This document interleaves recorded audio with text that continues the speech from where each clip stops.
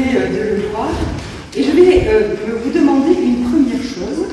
Permettez-moi, sans m'en tenir rigueur, bien sûr, de nous épargner une troisième énumération de la liste des salutations et d'y substituer tout simplement un grand merci.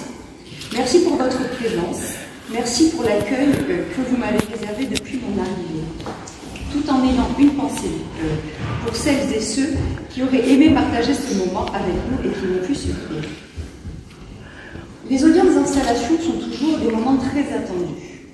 Mélange d'attente et de curiosité, un peu de fascination pour notre rituel judiciaire, chacun venant un peu chercher l'information qui lui sera bien utile pour la suite, ce qui est légitime.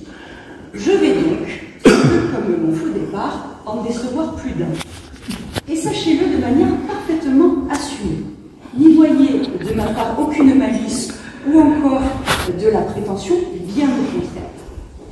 C'est avec une grande humilité que j'aborde les fonctions de procureur de la République ici à Paris. Et j'en profite au passage pour remercier les autres autorités de m'avoir accordé leur confiance en me nommant à ce poste. Mais cette humilité et vos attentes légitimes, comme celles des justiciables de Haute-Pyrénées, m'obligent à prendre le temps du constat, des rencontres, des échanges et de la compréhension. Je m'y emploie depuis mon arrivée. Alors certes, cela me vaut un emploi du temps digne d'un ministre, mais la disponibilité, la qualité des échanges avec tous ceux que j'ai déjà pu rencontrer me conforte dans l'idée que je suis en devenir. Chaque tribunal judiciaire est l'héritier d'une histoire, de son histoire. Elle est façonnée, au-delà des réformes institutionnelles, par les femmes et les hommes qui œuvrent en son sein chaque jour pour assurer une mission essentielle qui est celle de rendre la justice. Les circonstances dans lesquelles je suis amenée à prendre mes fonctions ne démontrent pas cette réalité. De nombreux hommages ont été rendus à Madame Bérengère Prudhomme, à laquelle je succède, y compris dans cette même salle des assises, comme vous l'avez rappelé, Madame la Présidente. Et Bérengère Prudhomme y a laissé son empreinte, puis également de nombreux projets qu'elle avait pu lancer. J'ai à cet instant, bien évidemment, une pensée émue, à la fois pour elle et pour ses proches. Mais cette audience d'installation est aussi l'occasion pour moi de mettre à l'honneur l'équipe Parquet de Tarbes, qui pendant ces longs mois, sans jamais faillir, a tenu bon sans compter ses heures. Et je vous remercie pour vos témoignages de gratitude dans vos propos liminaires, en prenant soin de n'oublier personne. Les arbitrages favorables que vous avez bien voulu opérer, Monsieur le procureur général, mais également la solidarité bienveillante des procureurs des ressorts voisins témoignent d'un état d'esprit collectif de la Cour d'appel qui met en confiance pour la suite. Un grand merci à vous tous. Il y a donc tout juste 3 semaines que je faisais mes premiers pas au sein de ce magnifique palais dont j'ai pu constater avec une joie non dissimulée l'achèvement des travaux. Il m'épargne ainsi la dotation d'un casque de chantier, accessoire qui m'avait été indispensable pendant mes 4 années à Bergerac et dont je n'avais pas vraiment envie de le retrouver. J'y vois, Madame la Présidente, mon premier signe d'épanouissement professionnel. Et depuis le 1er septembre, je viens donc à la rencontre des acteurs essentiels de la justice, qu'ils côtoient ces murs ou qu'ils soient simplement voisins, afin d'appréhender au plus juste les enjeux et les défis qui m'attendent et de les confronter tant à l'idée que je m'en étais faite, ainsi qu'à mon expérience. Car voyez-vous, si la règle rugbyistique que vous avez rappelée, dite des gifs, va s'appliquer à notre juridiction, je ferai partie du mercato extérieur. Les Pyrénées et moi avons une belle page blanche à écrire, car je découvre complètement ce territoire qui ne correspondait jusqu'alors à la bordelaise que je suis qu'au haut lieu des vacances de sport d'hiver. Mais plus encore,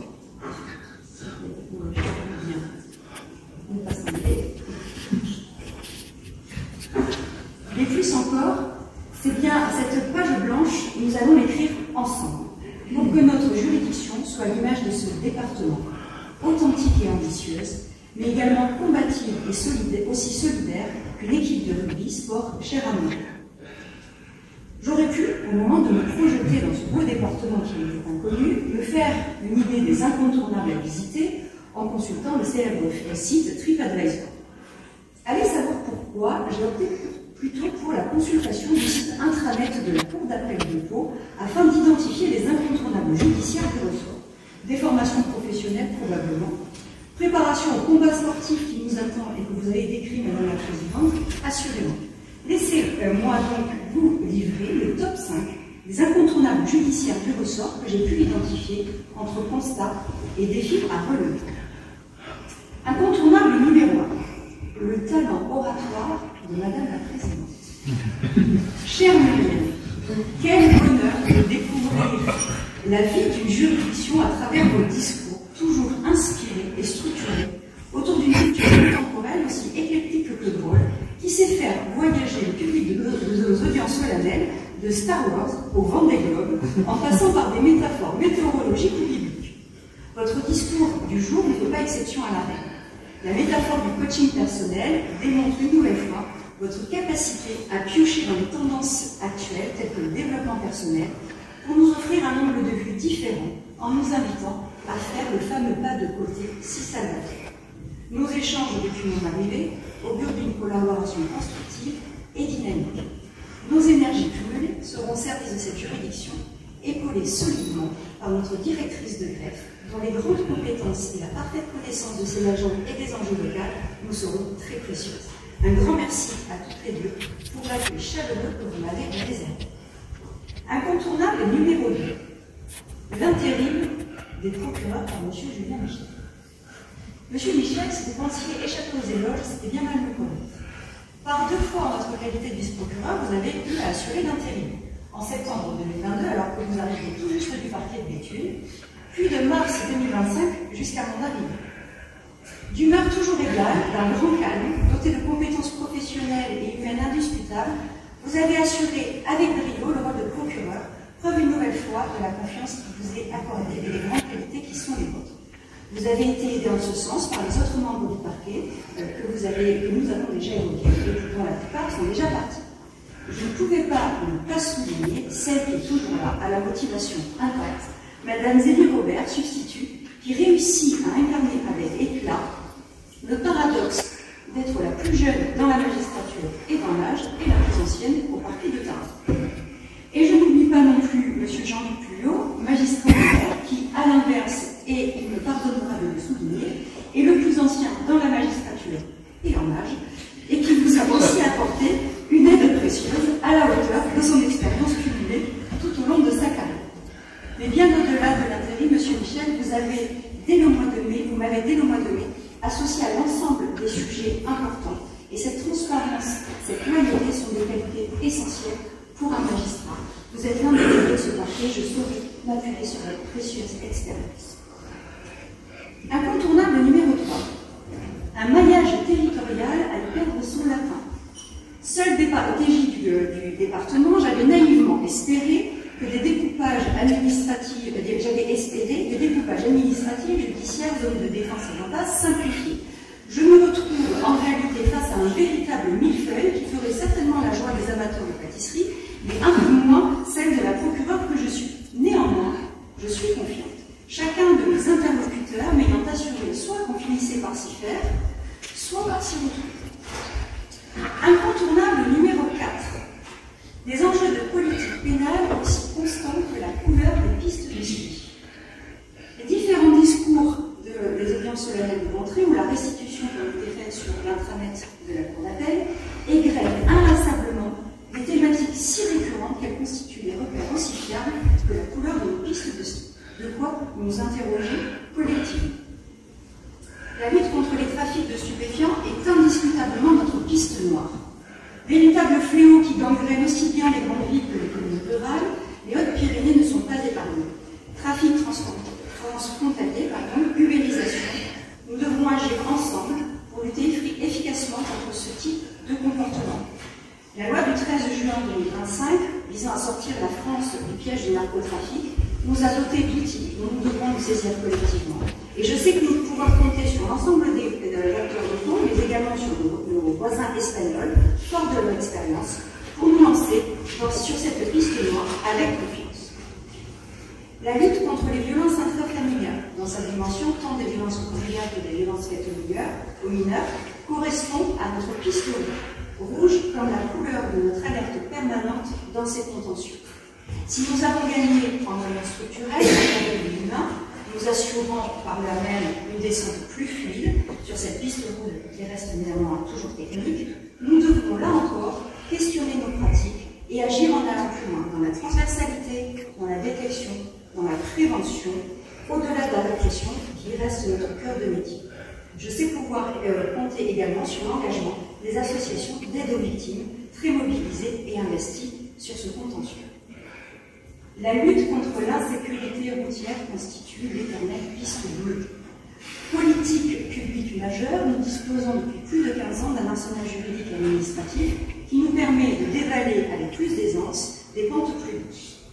Néanmoins, l'espace public routier reste comme les pistes bleues, un lieu où nombre de conducteurs s'octroient des libertés, convaincus à la fois de leur agilité au volant, tout autant que de leur chance légendaire d'échapper au contrôle ou encore, le plus, à l'accident. Les chiffres du département viennent démontrer que l'humain reste imprévisible dans ses choix et dans ses conduites. Notre vigilance et notre intransigeance doivent être au rendez-vous pour éviter l'excès de confiance et la sortie de piste qui nous vaudrait à coup sûr une évacuation en hélicoptère par le peloton de gendarmerie de votre montant. La loi du 9 juillet 2025 créant l'homicide routier et visant à lutter contre la violence routière est venue nous rappeler cette actualité.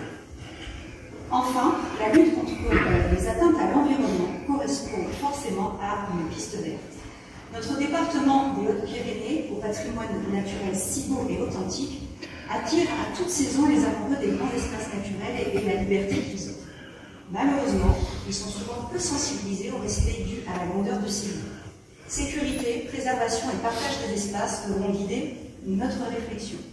Et tout comme sur les pistes vertes, nous profiterons des structures telles que les Colbel pour nous essayer à quelques figures de style pour impulser une véritable politique pénale audacieuse de l'environnement. Enfin, incontournable numéro 5, d'éternels défis à relever. Nul besoin d'exercice pour manier la reformulation, car vous le savez aussi bien que moi, Madame la Présidente, lorsque l'on embrasse les fonctions de chef de juridiction, l'art de la reformulation est une seconde nature, tant les difficultés du quotidien nous contraignent à déployer des trésors d'ingéniosité verbale pour mener l'ensemble d'une juridiction face à l'adversité. Les attentes des justiciables sont très fortes, ils sont exigeants, et nos ambitions devront être à la hauteur qui ne sera contrainte que par nos moyens humains et matériels, car l'envie est immense. Je sais pouvoir compter sur l'ensemble des membres de la juridiction, dont la flamme pour le service public de la justice est intacte, tout comme sur l'ensemble de nos partenaires, au premier rang desquels les avocats, ainsi que me l'a assuré leur partenaire. Ainsi, fixons-nous l'ambition collective de sanctuariser la parole du juge pour le rapprocher du justiciable, dans le temps et dans la compréhension, pour que nos décisions, à défaut d'être acceptées, soient comprises. La voie est déjà tracée, plus précisément la troisième voie, celle portée par les délégués du procureur. À l'image de la troisième voie du vivant développée par le biologiste et directeur de recherche de l'INRAE, Olivier Hamon, les alternatives aux poursuites nous offrent un concept, un modèle pour contrer le productivisme judiciaire des tribunaux correctionnels dont nous avons touché les limites. Tout comme ce chercheur invite à s'inspirer de la résilience du vivant pour lutter contre l'action de l'homme sur l'environnement, inspirons-nous de nos forces vives pour nous donner un second souffle. Relevons le défi de la modernité et d'une justice 2.0 grâce à la fameuse PPN, procédure pénale numérique, avec en ligne de mire la certification TJ numérique pour 2026, mais également en repensant nos missions avec l'arrivée de l'intelligence artificielle. Notre défi sera de mettre les moyens techniques au profit de l'humain, de s'approprier le numérique et de ce qu'il a à nous offrir, sans jamais déshumaniser les relations, en somme, sans jamais nous faire matricer. Redonnant ensuite collectivement du sens à l'investigation, avec soutien, méthode, rigueur, pour désengorger les services de police et de gendarmerie, accompagner la remobilisation des filières qui traversent une crise sans précédent, avec pour guide une seule citation, celle de Marc Twain. Il ne savait pas que c'était impossible, alors ils l'ont fait. Madame la Présidente, j'ai l'honneur de requérir qu'il vous plaise de me donner acte de mes réquisitions, de dire que du tout il sera dressé procès verbal pour votre ingéniosité.